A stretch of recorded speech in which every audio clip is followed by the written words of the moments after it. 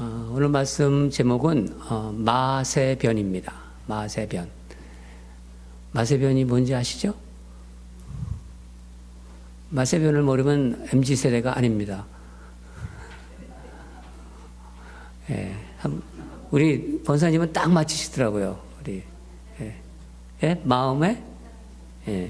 마음을 새롭게, 거의 맞추신 거예요. 마음을 새롭게 함으로 변화를 받자. 변화를 받으려면. 그렇지. 좀 길어가지고, 우리 아이들이 잘 사용하는 표현으로 그냥 줄였습니다. 마세변.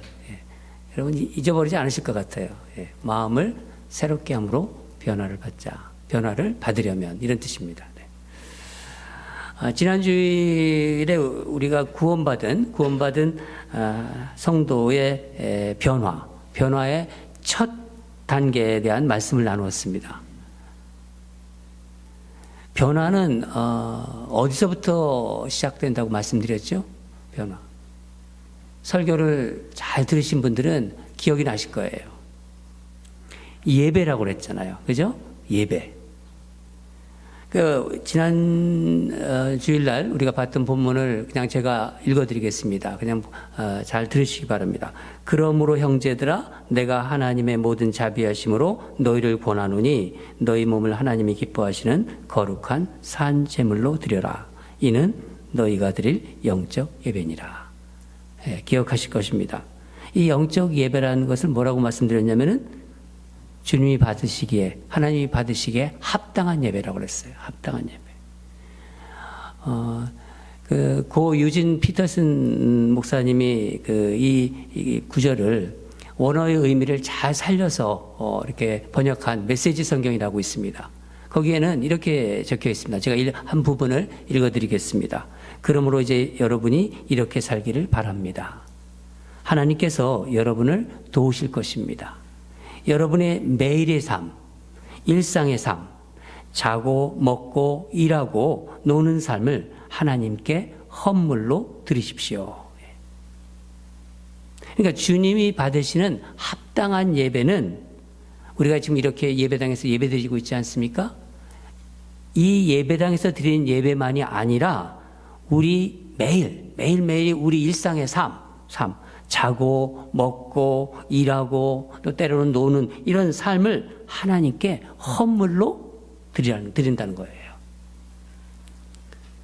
어느 신학 교수가 말한 것처럼 참된 예배는 주일 예배 축도 후에 시작되는 거예요. 그래서 제가 축도할 때 이제 예배를 시작하겠습니다. 이렇게 얘기를 해야 될 것 같다는 그런 생각이 드는데, 하나님이 받으시는 진정한 예배는 교회를 나서는 순간부터 시작되는 거예요. 그러니까 우리 일상의 삶에서 우리 예배는 판가름이 나는 것입니다. 6일 동안, 우리가 7일째 나와서 예배 드리지만 6일 동안 보이지 않는 곳에서 내가 어떤 삶을 살았는지가 우리 예배를 결정하는 거예요. 여러분의 직장에서, 여러분의 가정에서, 사람들과의 대화, 만남에서 거기서 우리 예배가 결정되는 것입니다. 오늘 우리가 읽은 2절 말씀은 하나님이 받으시는 합당한 예배를 드리기 위한 또 한 가지의 변화를 지금 말하고 있습니다. 우리 다 같이 한번 2절을 다시 한번 읽겠습니다. 2절 시작. 너희는 이 세대를 본받지 말고 오직 마음을 새롭게 함으로 변화를 받아 하나님의 선하시고 기뻐하시고 온전하신 뜻이 무엇이든지 분별하도록 하라. 한마디로 무슨 말씀인가요? 하나님께서 받으시는 합당한 예배는 이 세상의 가치관과 역행한다는 거예요. 같이 가는 게 아니라는 거예요. 세상의 어떤 풍습이나 또 어떤 세상 문화에 동화되지 말라는 것입니다. 예수님께서는 십자가에서 자기 몸을 우리 죄를 위해서 십자가에서 드렸지 않습니까? 사한제물로 드렸습니다. 그러니까 악한 세상, 이 세대를 악한 세상의 세대라고 하는데 이 악한 세상에서 우리를 건지셨다고 그랬어요. 우리를 구원해내셨다. 갈라디아서 1장 4절을 보면은 그리스도께서 하나님 곧 우리 아버지의 뜻을 따라 이 악한 세대, 이 세상이라는 얘기예요. 이 악한 세대에서 우리를 건지시려고 우리 죄를 대속하기 위하여 자기 몸을 주셨으니, 이 여기서 나오는 악한 세대가 바로 이 세상입니다. 여러분,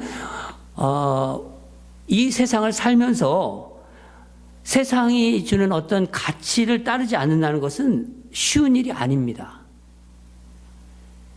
예수님을 어느 순간 주님으로 믿고 또 나오자마자 예수님을 믿는 사람도 있어요. 보통 이렇게 모태신앙에서 되는 분들은 그 분위기가 예수님 믿는 분위기가 되죠. 그런데 어느 순간 또 살다가 보면은 예수님이 마음문을 두드리는 소리를 듣고 또 마음문을 열고 예수님을 주로 영접하는 사람들이 있습니다. 그래서 이 세상에 살면서 주님을 믿고 또 거듭났다고 했죠. 주님을 믿으면은 그때부터 우리가 born again 됐다고 그러거든요. 새로 태어났다. 육신으로는 새로 태어난 건 아니지만은 영적으로는 새로 태어나는 겁니다. 이 거듭났지만은 여전히 세상의 영향을 받잖아요. 그렇잖아요. 이 세상에 살아가니까. 그러면 어떻게 이 세상을 살아가면서 세상의 가치관, 세상의 어떤 문화와 세상의 풍습 이런 것과 역행하는 삶을 살 수 있을까요? 바울은 오늘 그 부분을 다루고 있습니다. 그래서 3가지 명령을 해요. 그냥 권유를 하는 게 아니라 이렇게 살으라고 명령을 해요. 그 첫째가 뭐냐면 이 세상, 첫째는 이 세상, 이 세대를 본받지 말라. 여러분, 성경은, 우리가 준 이 성경은, 하나님 말씀은 이 세상의 특징을 잘 말씀해 주고 있습니다. 그 중에서도 여러 군데 나오지만은 요한일서 2장 15절과 16절을 보면은 이 세상이나 세상에 있는 것들을 사랑하지 말라. 누구든지 세상을 사랑하면 아버지의 사랑이 그 안에 있지 아니하니 이는 세상에 있는 모든 것이, 여기서부터 중요합니다. 물론 육신의 정욕과 안목의 정욕과 이생의 자랑이니 다 아버지께로부터 온 것이 아니요 세상으로부터 온 것이라. 그러니까 우리가 본받지 말아야, 그래서 본받지 말라고 하는데 우리가 본받지 말아야 하는 것이 무엇인가요? 세상으로부터 온 거예요. 세상으로부터 온 거. 육신의 정욕, 안목의 정욕, 이생의 자랑. 여러분, 이것은요, 우리 인류가 타락할 때 아담과 하와가 에덴 동산에서 죄를 짓도록 하게 만든 겁니다. 이것이. 창세기 3장 6절을 보면은 여자가 그 나무를 본즉 먹음직하고 동산 가운데 서 있는 선악과를 보면서 먹음직하다고 그랬어요. 여자가 그 나무를 본즉 먹음직하고, 뭐죠? 육신의 정욕. 또 보암직도 하고, 뭐죠? 이것은 안목의 정욕입니다. 지혜롭게 할 만큼 탐스럽기도 한 나무인지라 이생의 자랑이에요.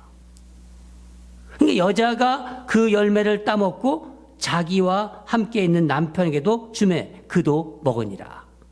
죄가 세상에 들어온 거예요. 어떤 신학자는 이 3가지를 참 통찰력 있게 설명을 했습니다. 육신의 정욕은, 우리가 육신의 정욕, 이게 뭐 느끼고자 하는 욕망이라고 말했어요. 느끼고자 하는 욕망. 즉, 쾌락주의다. 쾌락주의. 이것은요, 예수님이 받으신 3가지 그 시험 중에서 첫 번째에 해당해요. 돌을 떡으로 만들어 먹어라. 육신을 만족시키라는 거예요. 그 다 연결이 됩니다. 안목의 정욕은 뭐라고 했냐면 소유하고자 하는 욕망. 뭐죠? 물질주의라는 거예요. 아까 쾌락주의를 얘기했죠? 물질주의.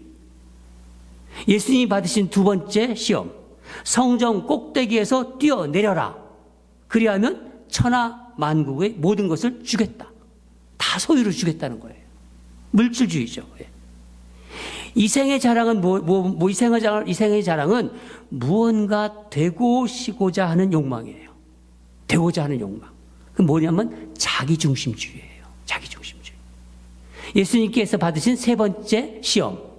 내게 엎드려 경배하면 천하 만국의 모든 것을 주겠다. 영광받게 하겠다는 거예요. 높이 세워주겠다는 거예요. 되고자 하는 욕망. 여러분, 이 세상의 죄악된 모습을 이 세 가지로 정리할 수 있어요. 자기 몸을 만족시키려는 뭐예요? 쾌락이에요. 쾌락주의가 있어요. 우리에게는.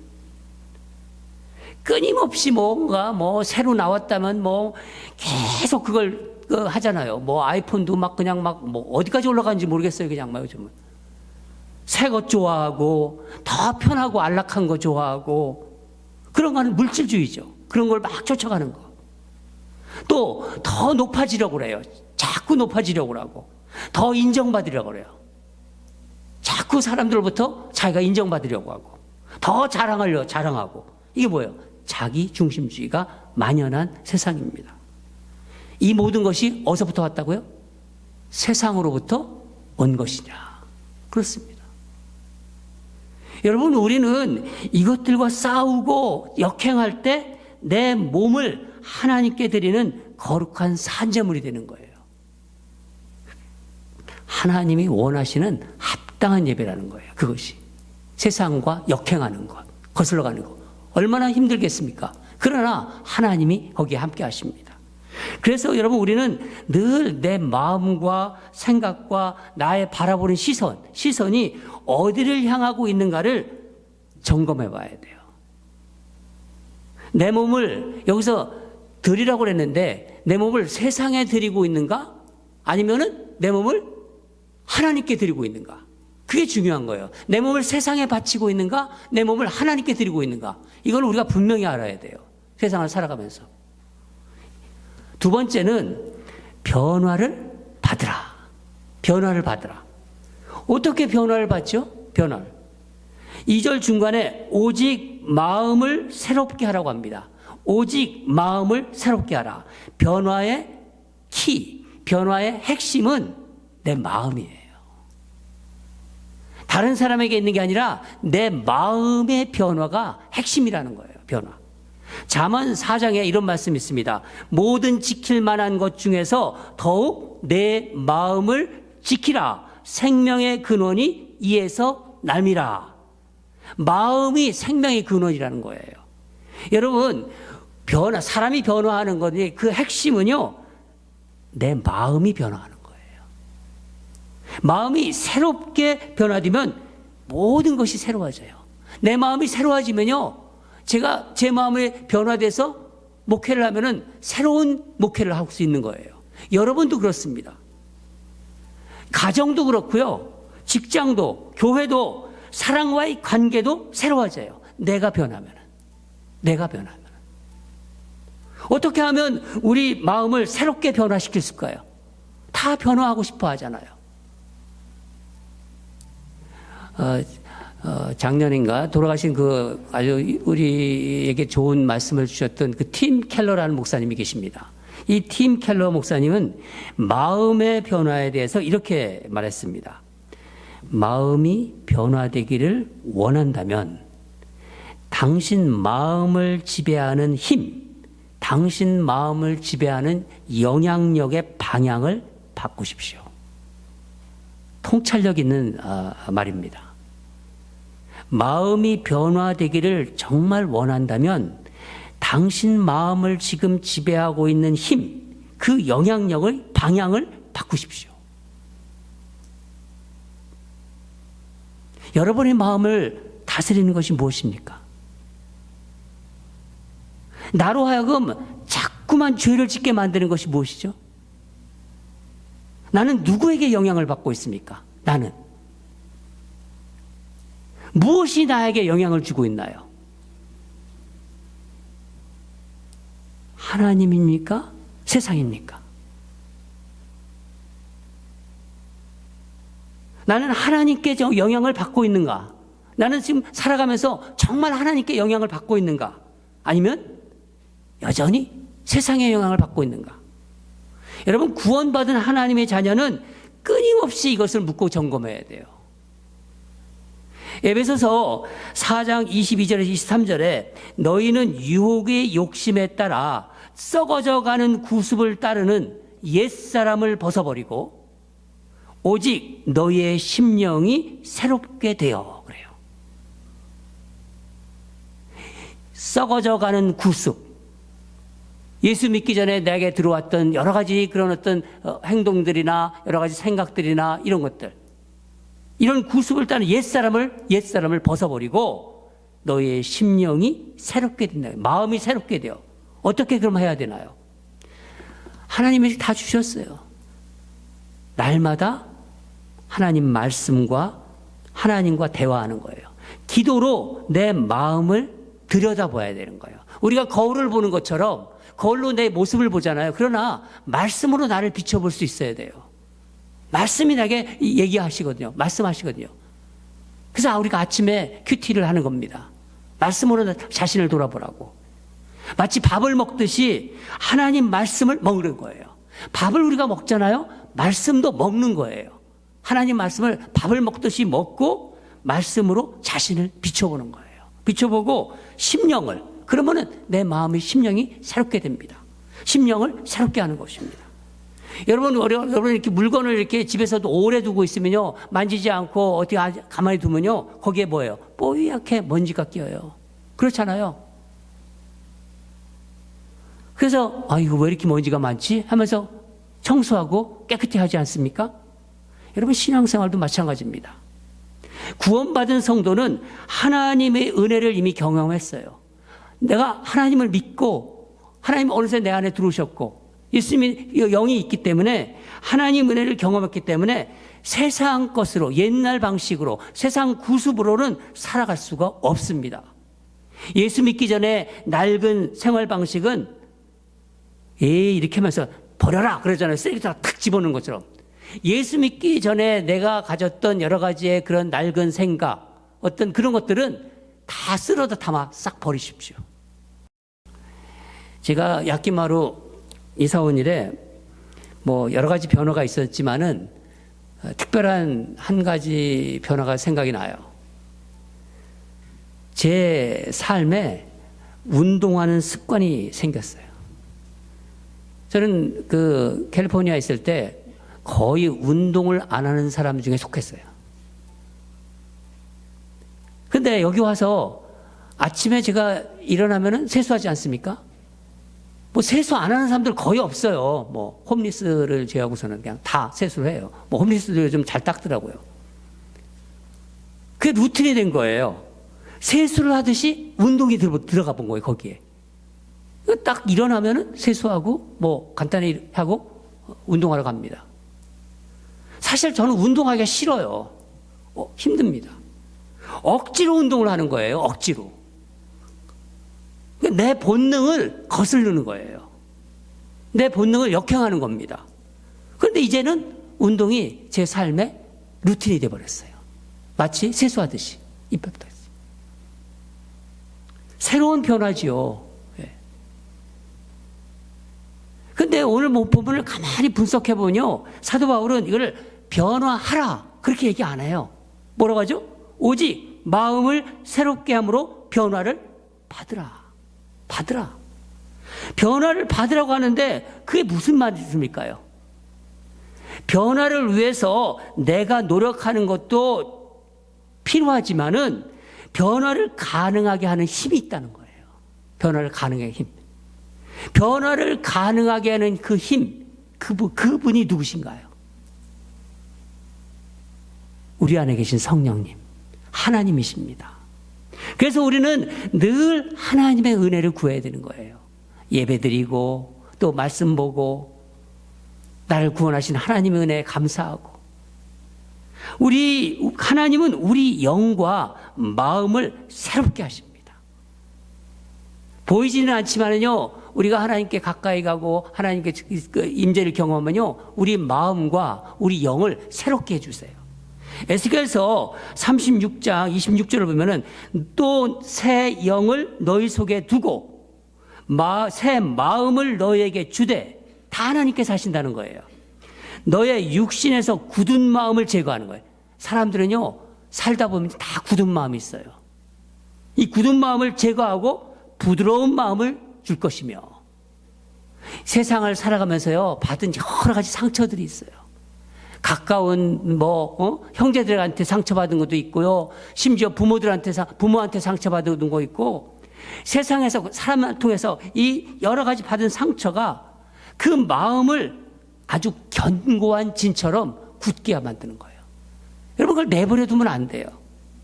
그걸 보통 상한 마음이라고 그래요. 사람들한테 이렇게 뭘 제대로 잘 못 말하는 사람도 있어요. 어떤 이렇게 뭘 부탁을 못 해요. 거절감이 있어가지고. 거절하면 어떨까 하는 이 거절감. 또 늘 열등감에 시달려. 예수를 믿어도 그런 마음이 있는 거야. 그리고 늘 자기가 열등하다고 생각을 해. 또 두려워해, 뭔가를. 또 뭘 보면은 시기하는 마음이 늘 있어요. 그런 것들이. 이런 굳은 마음을, 이 견고한 진 같은 것을 제거하고 부드럽게 하는 분이 바로 하나님께서 우리에게 심어주신 성령이에요. 바로 하나님이십니다. 그분이 우리 안에 들어오십니다. 우리 예수님을 영접했을 때. 바울은 다메섹에서 예수님을 만난 후에 평생 동안 어떻게 했습니까? 자기 몸을 거룩한 산 제사로 주님께 드렸다고 합니다. 내 몸을 전제로 부어진다. 내 몸이 전제로 부어진다. 그렇게 말했습니다. 어떻게 이게 가능했을까요? 세상을 보는 눈과 옳고 그름을 판단하는 이 가치관이 변한 거예요. 세상을 다르게 보고 있는 거예요. 예수 믿기 전과 예수 믿은 후가. 주님을 사랑하는 마음을 했죠. 주님을 사랑하기에 주님의 시각으로, 그러니까 주님의 눈으로 이 세상을 바라보는 것입니다.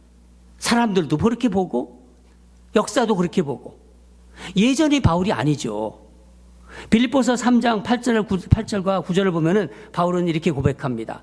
또한 모든 것을 해로 여김은 내 주 그리스도를 아는 지식이 가장 고상하기 때문이라. 내가 그를 위하여 모든 것을 잃어버리고 배설물로 여김은 그리스도를 얻고 그 안에서 발견되려 함이라. 과거의 모든 구습, 그게 세상에서 잘난 것이건 세상에서 영광받았던 것이건 이런 모든 구습을 배설물로 여겼다. 그러니까 주님이 가장 소중한 거예요. 주님이. 그리고 주님을 사랑하니까 주님에게서 마음을 새롭게 하고 변화를 받을 수 있었던 거예요. 여러분, 오늘 말씀을 들으면서 여러분 스스로에게 한번 질문해 보시기 바랍니다. 나는 누구의 영향을 받고 있나? 나는 누구의 영향을 받으면서 살고 있나? 세상인가? 하나님인가? 내가 하나님을 믿고 있는다고 하면서도 나는 세상에 지금 여전히 영향을 받고 있는가? 내 마음의 죄를 짓게 만드는 것을 끊어버리셔야 돼요. 끊어버릴 때 주님이 도우십니다. 지난 주일날 말씀드렸죠? 뭐라고 했죠? 히브리어로 끊어버린다. 비슷하다고 했죠. 영어의 cut, 또 히브리 말로 카톳이라고 했잖아요. 끊어버리셔야 돼요. 자꾸만 죄를 짓게 하면은요, 그것을 내가 끊어버릴 때 성령님께서 도우십니다. 내 마음을 지배하는 힘의 방향을 바꾸셔야 돼요. 그 영향력을 바꾸셔야 됩니다. 그러면요, 성령님께서 확 들어오십니다. 도우십니다. 마지막으로 뭐죠? 분별하라입니다. 무엇을 분별하라는 건가요? 2절 하반부를 보면 하나님이 선하시고 기뻐하시고 온전한 뜻이 무엇인지 분별하도록 하라. 하나님의 선하고 기뻐하신 뜻이 무엇인지 분별하려면 어떻게 해야 될까요? 여러분, 이 분별이라는 것은요, 무엇을 분별하다, 이거는요, 테스트와 관련이 있어요. 테스트한다. 이 NIV, 우리가 보는 NIV 영어 성경에도 분별하라를 영어로 어떻게 써 있냐면 test and prove, test and prove라고 이렇게 번역했습니다. 에베소서 5장을 보면은 주를 기쁘시게 할 것이 무엇인가 시험해라 보라, 이런 말이 있어요. 주님을 기뻐하실 것이 무엇인지를 시험해보라, 이 테스트해보라는 거예요.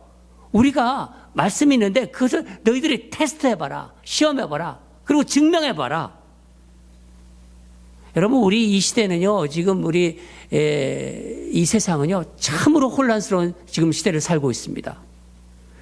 뭐가 옳은지, 뭐가 그른지, 무엇이 참인지 거짓인지를 분별하기 힘든 시대예요, 지금.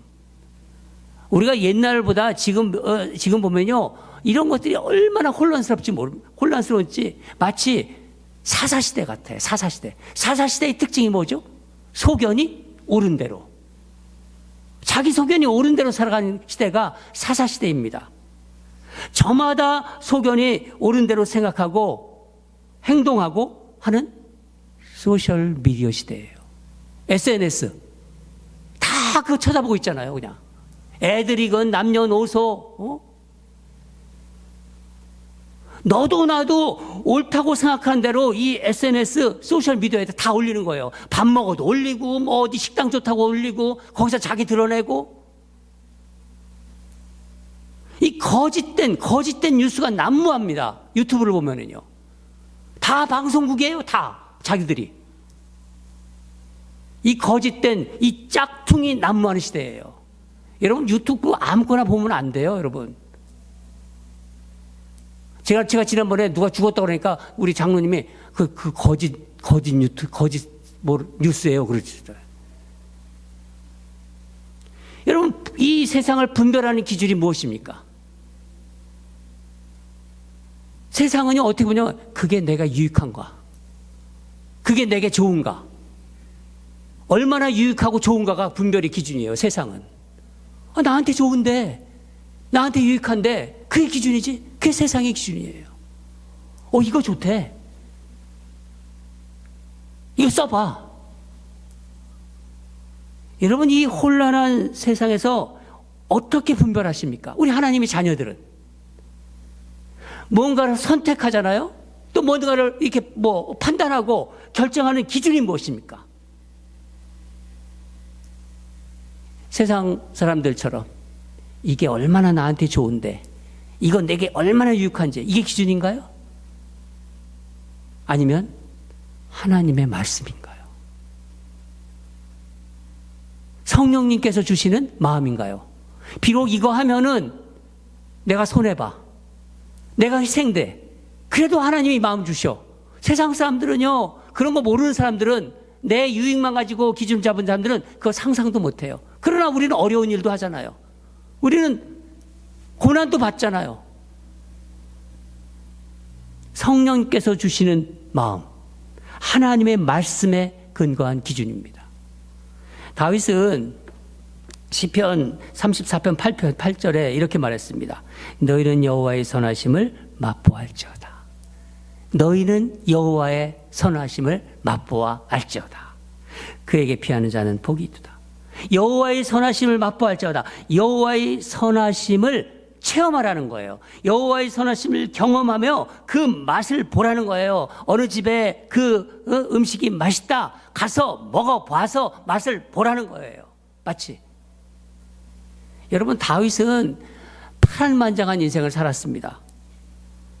여러분, 다윗은요, 왕이지만은 한 번도 왕이 되려고 했던 생각을 했던 사람이 아니에요.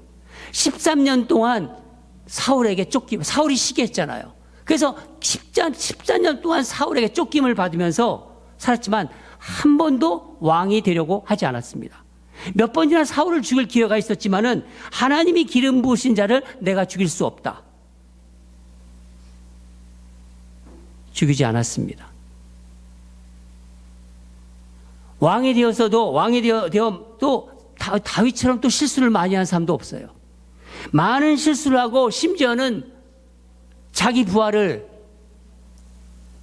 살인교사하는, 또 간음하고 살인교사하는 그런 죄를 지었지만 하나님께서 뭐라고 하시니까 다윗을 내 마음에 합한 자라고 했어요. 내 마음에 합한 자. 그럼 다윗을 하나님 마음에 합한 자로 만든 것이 무엇일까요? 다윗이 세상을 살아가는 철저한 기준은요, 하나님의 말씀이었어요. 실패해도 하나님 말씀 붙잡았어요. 말씀을 그의 삶이 그 삶으로 테스트해 봤어요. 테스트 앤 프루프. 하나님이 얼마나 선한지를 그 맛을 누렸습니다. 여러분, 이 세대, 이 세상을 본받는 것은요, 어렵지 않아요. 세상이 흘러가는 대로, 세상 풍소, 세상 문화가 흘러가는 대로 그냥 따라가면 돼요. 어렵지 않아요, 그거는요. 남들이 다 하는 대로 그냥 따라가면 되는 거예요. 그러나 구원받은 성도는 그렇게 살 수 없는 사람입니다. 세상에 결코 물들지 않습니다. 하나님께 구원받은 성도는요. 육신의 정욕, 안목의 정욕, 이생의 자랑, 뭐라고 했죠? 쾌락주의. 또 뭐예요? 물질이 최고라는 거, 물질주의. 자꾸만 물질을 생각하고, 물질. 자기중심주의. 이런 것을 본받지 않습니다. 내 마음을 지배하는 그 힘의 영향력, 그 힘의 방향을 어디다 맞추죠? 하나님께 맞춰요. 하나님께. 이게 좋아, 저게 좋아. 어떤 세상의 기준이 아니라 하나님의 그 말씀이 마음에 심겨져 있기 때문에 성령께서 주시는 마음으로 비록 손해나고 비록 힘들어도 그것을 합니다. 항상 성령님의 음성을 듣고 따라갑니다. 그래서 바울은 갈라디아서 5장 16절에서 이렇게 선포했습니다. 너희는 성령을 따라 행하라. 그리하면 육체의 욕심을 이루지 아니하리라. 성령을 따라 행하면 절대로 육체의 욕심을 이루지 않는다는 거예요. 하나님이 선하시고 기뻐하는 뜻이 무엇인지 테스트 앤 프루프. 분별하는 거예요. 그러면요, 하나님의 선하심을 경험하고 누리며 살게 되는 겁니다. 사랑하는 여러분, 저는 가끔 이런 생각을 해요. 사랑하는 사람과 같이 여행을 하잖아요. 그러면요, 그 여행은 힘들지가 않아요. 사랑하는 사람. 먼 길도 그게 멀게 느껴지지 않습니다. 어느새 다 왔네? 그래요, 어느새. 인생길을 누구와 함께 가느냐가 중요합니다. 우리 인생 누구와 함께 가느냐. 구원받은 하나님의 자녀는요, 예수님과 그 인생길을 함께 걸어가는 사람입니다. 그러니까 매일 말씀으로 주님과 교제하세요. 우리 하나님이 영으로 계시거든요. 여러분 아침에 눈을 뜨면요, 먼저 말씀으로 주님과 교제하시기 바랍니다. 예수님의 사랑을 느끼고 경험하세요. 하나님의 선하심을 삶으로 테스트하고 맛보시기 바랍니다. 여러분 어느 집이 맛있다 그러면요, 거기 가잖아요. 그런 것처럼 하나님의 말씀을 통해서 그 선하심을 내 삶에서 테스트하고 증명해 보세요. 그 맛으로 세상을 사랑하시기 바랍니다. 그러니까 주님을 사랑하니까 세상을 사랑하지 않게 되는 거예요. 그렇잖아요. 세상의 영향을 받지 않습니다. 당연히 이 세대를 본받지 않고 주변에 하나님의 사람으로서 선한 영향력을 줄 수 있습니다. 이런 사람이 하나님이 기뻐하시는 거룩한 산 제물을 드리는 사람입니다. 사랑하는 여러분, 마세변 기억하시죠? 이제 마세변, 마음을 새롭게 함으로 변화를 받는 저와 여러분이 되기를 주님 이름으로 축원합니다. 다 같이 기도하겠습니다. 하나님 아버지, 거룩한 산 제물로 드리라는 하나님의 말씀을 받았습니다.